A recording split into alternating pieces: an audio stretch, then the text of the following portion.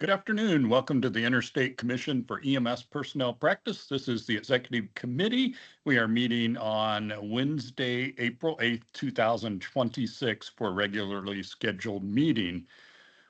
Go ahead and call the meeting to order, and I will recognize Commissioner Herrera as our secretary for roll call. Thank you, Mr. Chair. All right, for roll call, we will start on the past chair, Joe Smeeter. Excused. Excused, Yeah. okay. Sorry. That's okay. At large, Michael Johnson. I am present. Thank you. Thank you. Treasurer, Brad Vandelin. Present. Secretary, I am here. Mr. Vice Chair, Wayne Denny. Present. And then Mr. Chair, Craig Kenny. Present. All right, we have a quorum. Thank you. Thank you. Good to have all of you on here. It's always great. I know Commissioner Schmieder indicated he had a conflict, could not attend. Appreciate you. Appreciate also being here. Appreciate all the other commissioners that are observing today and all the members of the public as well. So welcome. First thing we have is a chance for public comment. Usually I go through and advise. We do allow comments and people are allowed to speak for up to 2 minutes. And to be recognized, you'll use the raise hand feature that should notify me that you would like to make a comment or ask a question. At any point, I usually recognize in the order of exec committee first, then sitting commissioners, and then finally general public. But everyone has an opportunity if you have a question or a comment. So the first one we have are for matters not on the agenda.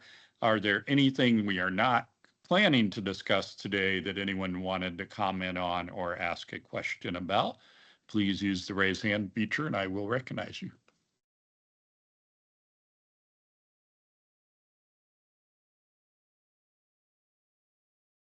Okay, not seeing any. We will move on to old business. We have the March 2026 EC meeting summary. That was emailed out, and I'll recognize our Secretary, Commissioner Herrera. Thank you, Mr. Chair. If anybody has any questions regarding the past meeting minutes, please speak up now. If not, I'll make a motion to approve these minutes. We have a motion to approve. Is there a second? It's Mike Johnson. I'll second. I think I actually heard Commissioner Denny first, so I recognize Commissioner Denny with the second. Thank you, both of you. We'll pause. Make sure there's no clarifications or corrections on them. Is there? So there are 3 of you in agreement on it already. Any objections to approving the meeting summary and posting it? Okay.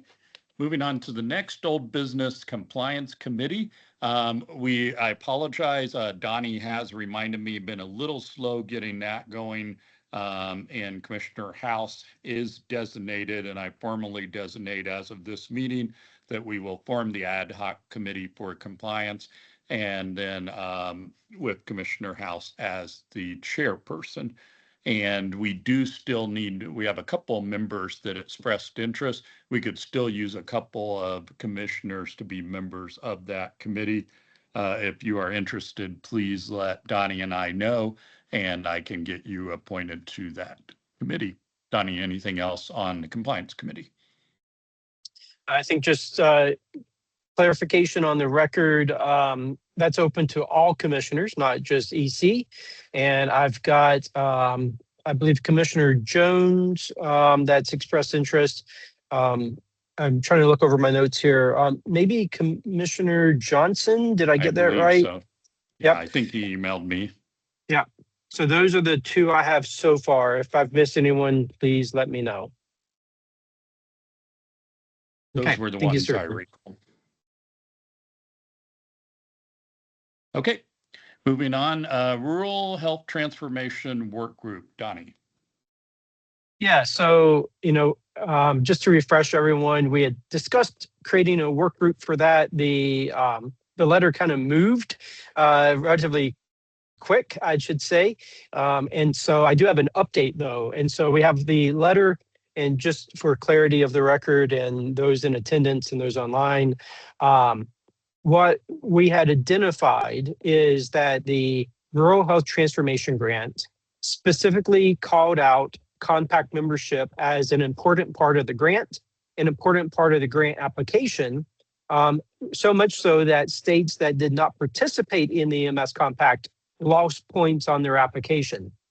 We also recognized through our own analysis that approximately 11 states in their application had no discernible mention of EMS in the application for those funds. States received approximately $200 million each, plus or minus $30 million or so, depending on the state size and the strength of the application. The observation was that if EMS is the nation's safety net for rural health and for frontier health, and that if EMS is directly impacted by changes in rural health and the compact was mentioned by name, then why was at least 11 states not having a representation of EMS? So the concept was to address that with CMS and to request that EMS have a better requirement within the grant for cycles 2 through 5 of the grant. I'm pleased to report that we have some movement on that. Both from a congressional side with some interested congressional members, but also directly from CMS. I had a multi-hour meeting with CMS executives yesterday and some in leadership, and we were able to discuss this letter, discuss a framework around it. I'll have more meetings coming up later. They're figuring out the right mechanism to handle this, but the initial feedback has been heard, and we may be able to address this directly with CMS as opposed to going through Congress. I will keep everyone updated on that.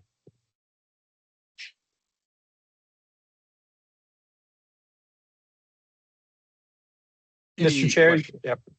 Any questions for Donnie on that? Thank you for your work on that, Donnie. That's great news that it is being considered. Okay. We'll move on to our reports. Start with the treasurer's report. Commissioner Vandeloon, our treasurer. Thank you, Mr. Chair. On 2/27, we had a previous balance of $111,638.82. We had 2 debits for the month of March, $6,425.00, leaving and no credits this month or last month. So we have a pending balance of $98,788.82. I'll entertain any questions. Any questions for Commissioner Vandeloon? Okay, we will show that report accepted and proceed onward. Next up is the chair's report. I do not have a lot of specific items this month. We are making a lot of traction.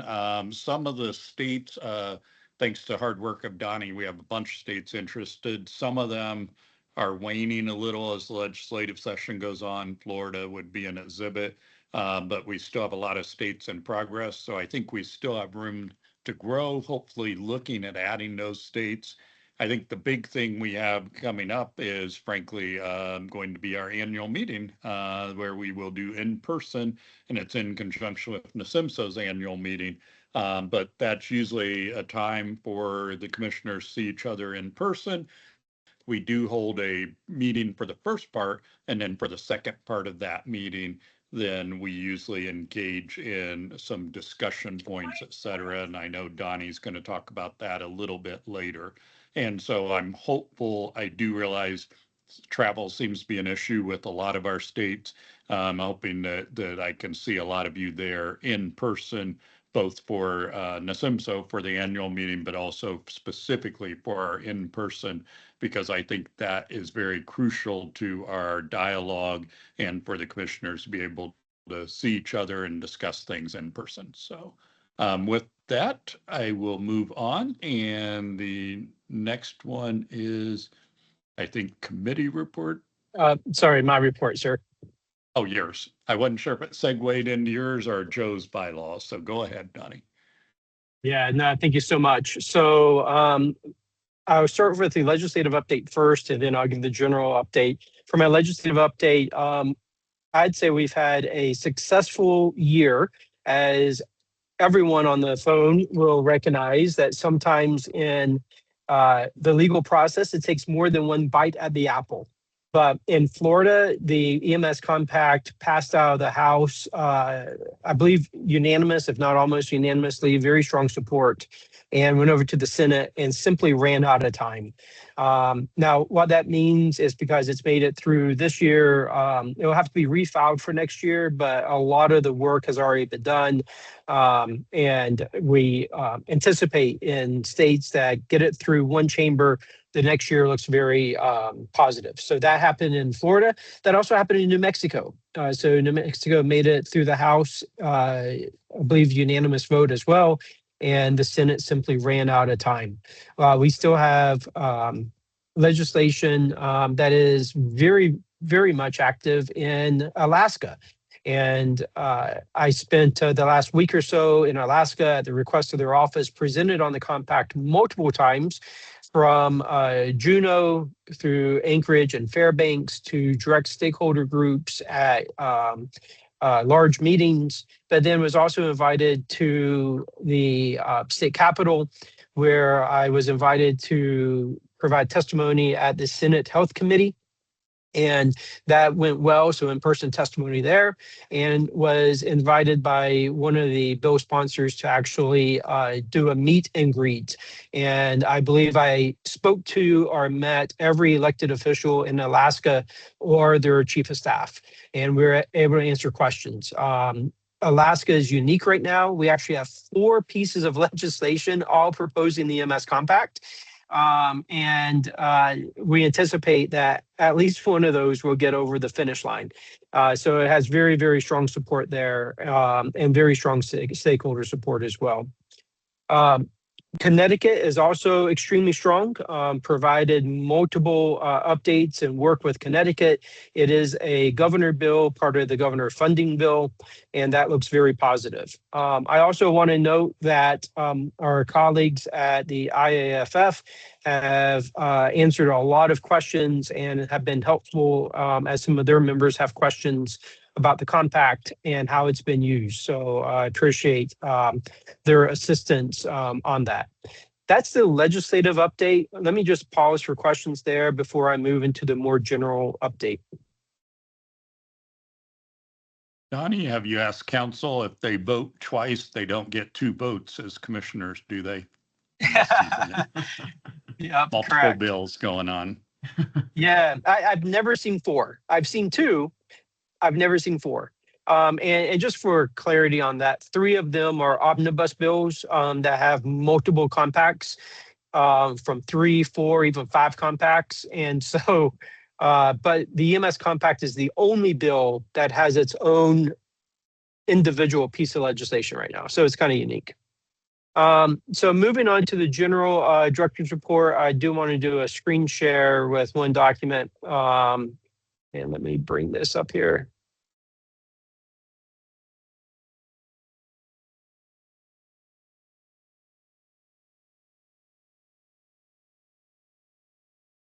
My apologies, it fell off my screen, and there it is.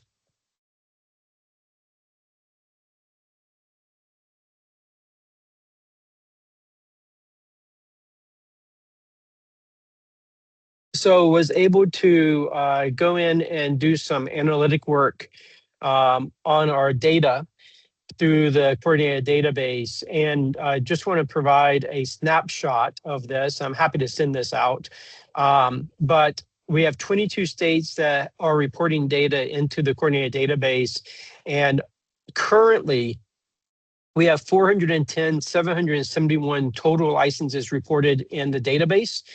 Of those, 57% are EMTs, 29 or almost 30% are paramedics, and AEMT is at 11%. Indiana, you have 590, but we know that your numbers are continuing to increase as you're working through that. Nebraska, Oklahoma, and Pennsylvania currently have no data reported in the database, and Delaware has BLS only in the database. So far, of the data that we have, 25,719 individuals have licenses in multiple states, so about 6.3% of that. And then, which found interesting, we knew somewhere between 5 and 15%. Some states have dramatically higher, some states have lower. The area of concern that I have is on reporting of adverse actions. And I believe that we might have a training issue or something going on with adverse action still. So, some multiple states have a lot of adverse actions that are being reported. Some states have 0 adverse actions being reported, and this is multiple years. And I just wanted to take the reminder opportunity to remind everyone about adverse action. And we can cover this a little bit more at the annual meeting, but an adverse action is anything that limits an individual's ability to practice. So that could be a suspension, a temporary suspension. It could be a letter of admonition. It could be a letter of concern that is outlined in the law. And all of that has to be manually added to the coordinated database. It's not done through the API. So I wanted to highlight that for everyone. A couple more updates from in general sense, and some of this will be covered in a new business. I'll defer to that on. But been working with the National Registry, and I don't want to step on Ray, your report at all, but they are working on, for this quarter, some significant updates to the database. And I'm told that should be expected by end of Q2. And so some of the things, especially related to entering discipline on an individual that applied for a state license and got denied, those types of items are being addressed and updated right now.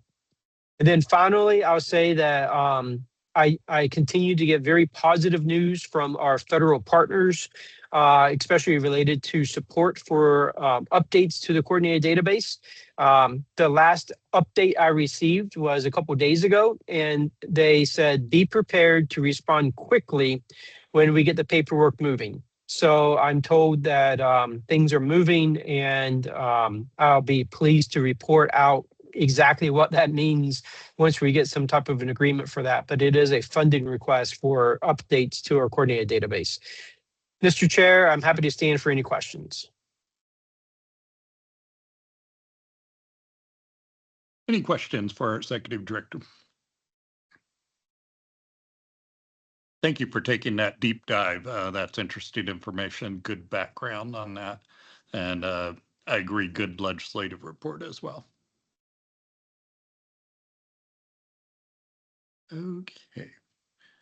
I do not have the agenda, Donnie, so I usually have it on a second computer screen, but I did not bring my setup this time. So, okay, now we're up to Ray's report for the National NIMSCUD database.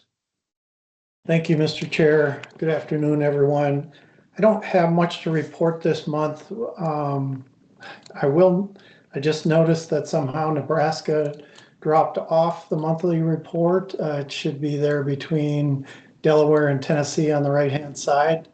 So they are one of the 3 that are working in the QA. Both Delaware, Tennessee, and Nebraska have active work being done. As you can see on the left side for Delaware and Tennessee, they really haven't sent anything in a while, over a year for Tennessee and a couple months for Delaware. Still waiting on Oklahoma, Pennsylvania to get their vendors straightened out so that we can get that work started.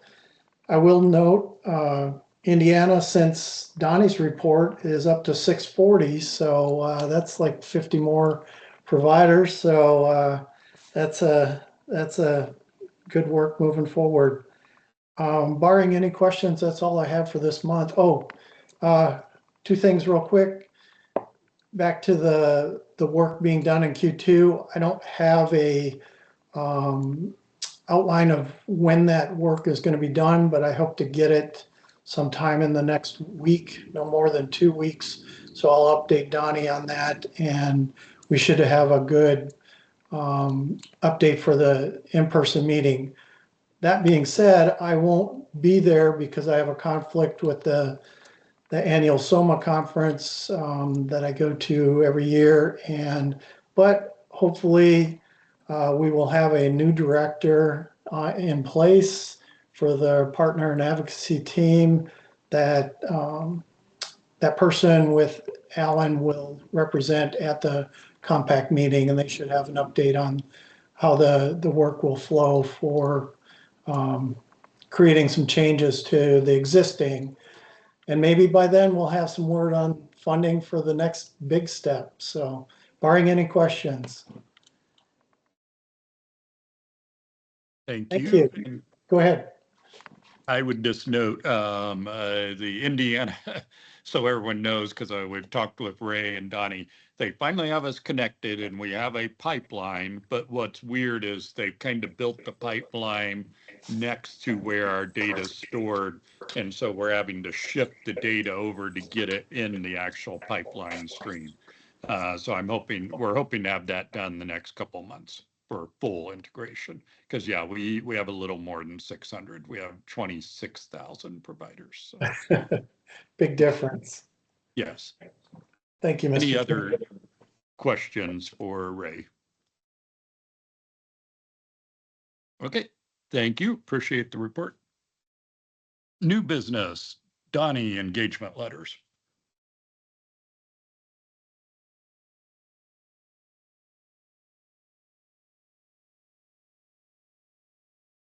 Oh, you're muted, Donnie. Sorry. You know, has to happen once. I was trying to find you to see if you were muted or if you had dropped off or where you were. No, my apologies. So I've already updated on the CMS letter, and again, using discretion there, have engaged with some members of Congress that are interested in that, but also directly with CMS. And right now, my recommendation is for us to continue to work with CMS directly. I will note that in my 10 years or so being involved with the compact, I don't think we've had a direct connection and interaction with CMS ever. And so this is very, very significant. And I think that we will be able to hopefully use that direct route, and that will be positive for us. On the FEMA letter, just for everyone's awareness, so FEMA has the National Ambulance contract, and they put out a notice for comment related to that, and it's a pretty quick turnaround period of that notice for comment. And one of the things I raised to the executive committee was that the National Ambulance contract came out of the learnings of Hurricane Katrina and then was established in 2007. And that predates the concept of the EMS compact. And the National Ambulance contract, which is extremely important for disaster preparedness and response, uses a very blunt force approach on how you move resources in or out of a state. And depending on how it's activated, if it's activated under the Stafford Act, if it's activated under EMAC, if it's activated directly, states may be asked, if not forced, to either do a waiver of licensure rules or utilize the licensure provisions of EMAC, which are better than waiving them. But the current agreement does not contemplate the role of the compact. And as I just noted, we currently have reporting 412,000 of our nation's EMS personnel in our database, And when we get the other 3.5 states on board, we'll be well over 450,000. And so the letter purpose was to engage with FEMA, to ask FEMA to consider in the new iteration of this agreement to leverage as appropriate the EMS compact, especially in EMS compact states. And one of the things I want to be clear on is this was never to disadvantage non-compact states because they are still limited to a brute force mechanism. But to respect the states that join the compact, where under the compact, you get to preserve things such as medical direction, scope of practice, accountability, investigation, data sharing, coordinated database, the ability to look up providers.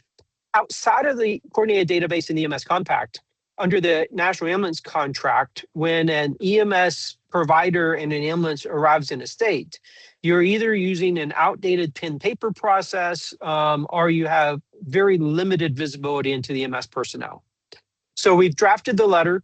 I have engaged with multiple points within FEMA, and I believe we have now figured out the right pathway that not only does this letter get through public comment, but we can do some direct engagement through a government-to-government forum where we can discuss how our compact interacts and interplays with EMAC, which, by the way, for years has been closely affiliated with FEMA and DHS. And through this process, I think we'll have a very positive outcome on how we can better be positioned and use the provisions of the compact for disaster response. Let me stop there to ask for any questions.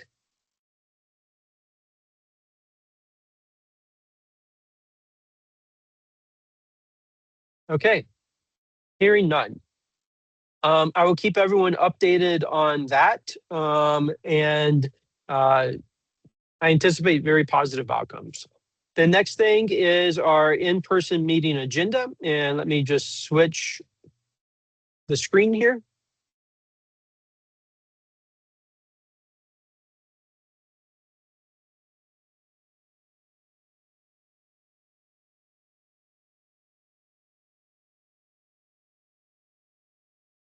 I too am working on one screen today. So let me see here. So on the screen is the agenda that has been publicly noticed. So we are in compliance with public notice. The proposed, well, the locked in, I guess, meeting will be at Nasimso. And that is in person at the Intercontinental in Kansas City on the 20th of April at 2 p.m. Central Time. Mr. Chair, I have received a number of requests for a virtual call-in number. So if you or someone could provide a meeting now, then we can facilitate that. Understood. Ours bit the dust. We are ordering a new one. If it comes in, I'll be glad to bring it, but we'll have to see if we can get someone else. Okay, noted. We'll put that out as a public request to commissioners. If anyone has a meeting hour or device we could use. So let me just walk through the agenda here. We still have a couple days that we can make modifications. We do have a few hours together like we did last year. The intent is the first part of the meeting will be the official meeting. And that's where we will do business and make business decisions. And then the second part of the gathering will be a work group that is following the official business. So we'll do a call to order, and then the quorum, new commissioners, and we have these appointed already. So we'll just introduce them to everyone, and I'll make sure that that's adopted there.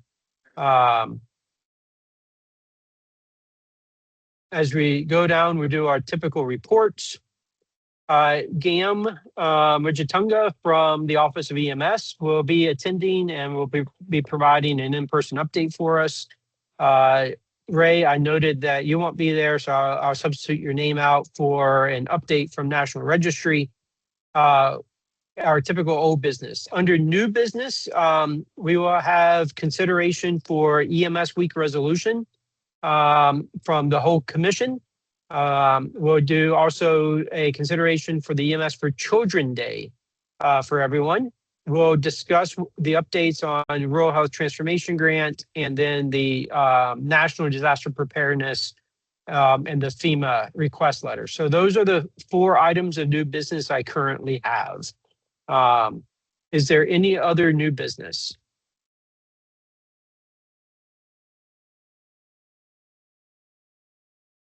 Okay, hearing none, I'll make sure that that is prepared and sent out. The next item that I have for an update, as I go back to the agenda, is speaking about EMS week. And let me bring that back up. So for EMS week this year, I would like to propose something new and different per se. We historically do the resolution and we pass that, and that's great.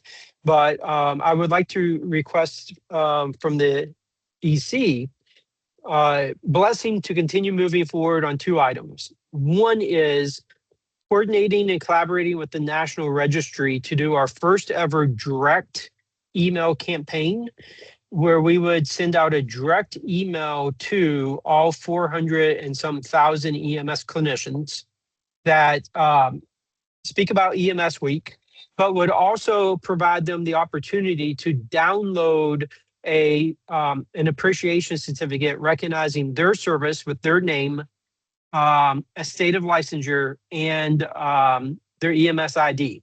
And I think this would do multiple things. One is it's a nice token. It's a nice looking certificate that we would provide, but it would also engage the national workforce under the compact for the first time ever, give them direct access to their privilege to practice, their ability to see and view their status, and an information update about what the compact is. I've worked on the technical details of that, and we have the pieces that are progressing behind the scenes. But that's the first thing I wanted to bring up to the EC on that. And then I'll go to the second one. Thank you, Donnie. Donnie had proposed these, and I felt like they had good support. What's the thoughts from the EC? I think it's great. Great idea. I agree. I think it's a great idea. Do you think you need any kind of motion on this, Donnie? You know, probably not needed, but would be appreciated. I should probably note there will be some expense with the MailChimp campaign. I don't have a direct estimate of that, but there'll be some expense with the MailChimp campaign and a technical lift, and we will be engaging everyone. I'm happy to send out the sample email and sample letter following this if people want to see it. But I think a motion would probably be good because it is the first time we've ever engaged directly. Thank you, Donnie. I'll entertain a motion to accept Donnie's recommendation on the EMS week notification project. So moved. Commissioner Denny, Commissioner Herrera with the second. Any further discussion? Any opposed? We'll show it approved. Go ahead, Don. Right. And then the second thing is typically the White House will put out an EMS week proclamation. Governors haphazardly across the nation usually put out their own proclamations for EMS week. It's a very simple thing to do. And in many states, the governors don't do it simply because no one asked.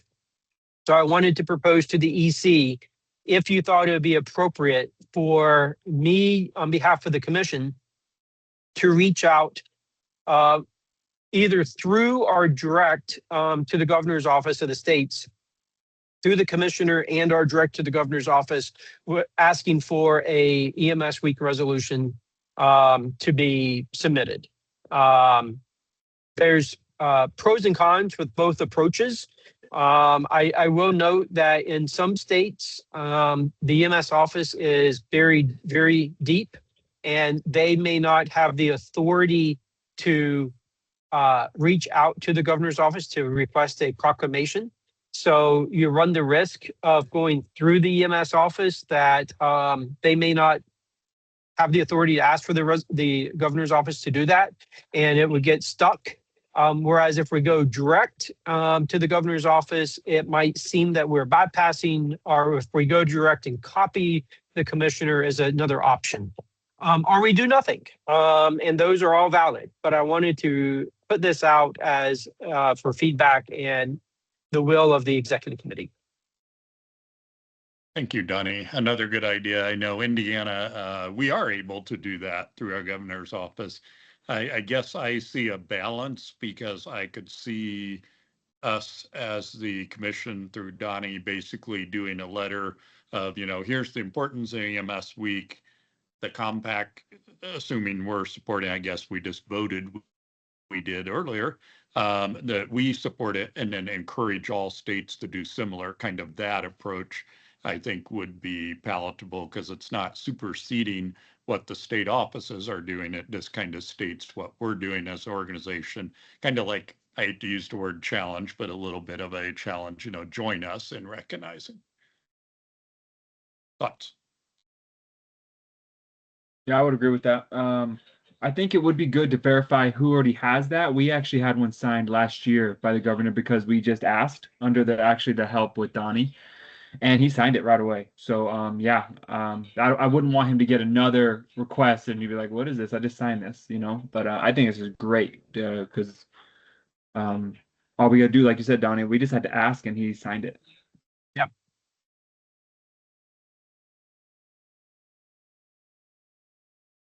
Other thoughts, or I would entertain a motion authorizing Donnie I would suggest my approval, and then we can get a letter off as we discussed.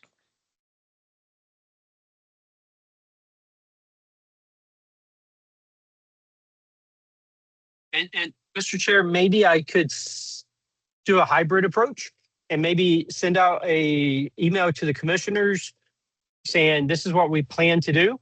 If you would request that we not send this to your governor, maybe because you've already done it or for any other reason, let me know by a certain date, and then we could proceed outreach to the remaining governors after that. I'll support that approach. Let me make a motion. I can make a motion to support the approach that Donnie's going to reach out to the compact states to see about the EMS week letter. No, what was the letter? Yeah, could I help you, Commissioner? Maybe the motion is that the executive director is directed to coordinate with the commissioners on EMS week, subsequently engaging with governors of commission states on the EMS week resolution and with draft language should they want to join in as well. I make a motion on what Donnie said. I fully support that approach. I'll second. Second. Any further discussion? Okay, any against? We will show it approved. Okay, we are up to stakeholder organization. As I am looking, I believe I don't know, Kevin, would you like to make any comment, Kevin Joels? I don't think I have anything other than both those last two things that Donnie brought up with EMS week and the compact reaching out to the states. I think those are great ideas. Makes me think, what can we do as well on the IFC side of things? So those are awesome contributions from your guys' group. We spent some time the last maybe few weeks ago. I saw some of you in DC walking around for CFSI, and then again for EMS Day on the Hill. We had positive contacts with mostly staffers, as we all have learned to to meet and greet and treat just as appropriately as they treat us. Sometimes those meetings are great, and sometimes they're maybe a lost cause. But the ones that were positive in supporting some of the things that we're doing for moving forward were good. So it was good opportunities to be in DC amongst some of you. And I think that's about it. I don't have much else. Appreciate it. Thank you. It's checking. I don't believe there's any other federal partners on. If anyone has an update of any kind from National Association, you can use the raise hand feature and we can recognize you with that. I do recognize, as I was counting through, we've had people kind of on and off, but I think we've had around 7 to 9 commissioners not on the EC on. So thank you all for taking an interest and being on. We appreciate your participation. We are at the conclusion of our meeting. We will next have a executive committee meeting will be on May 11th, but before then, we do have the full commission meeting April 28th that we've been referring to, Kansas City, Missouri. That is our in-person commission meeting. Encourage everyone to be there, although Donnie will work on a virtual option for those that cannot, so that way we can include you in that. Before I adjourn, anything else, Donnie, that you had, or if anyone else had anything, use the raise hand, but go to Donnie. Yeah, Mr. Kinney, I think just for transparency, the next month, I am on the road 90% of the time with multiple compact engagements, including Ray. I will be at SOMA for the first day of that, down there for a meeting there. I'm presenting an update on the EMS compact in Las Vegas next week. And then, I don't know, 2 or 3 more things after that. So I'm on the road a lot the next 3 or 4 weeks. If anyone makes it to FDIC gyms in Indianapolis, let me know. I will be there. And I'll be there too for the same thing. So yeah. Okay, thank you, sir. Thank you. Okay, with nothing further showing, then I will go ahead and show us adjourned. Thank you, everyone. Appreciate your participation.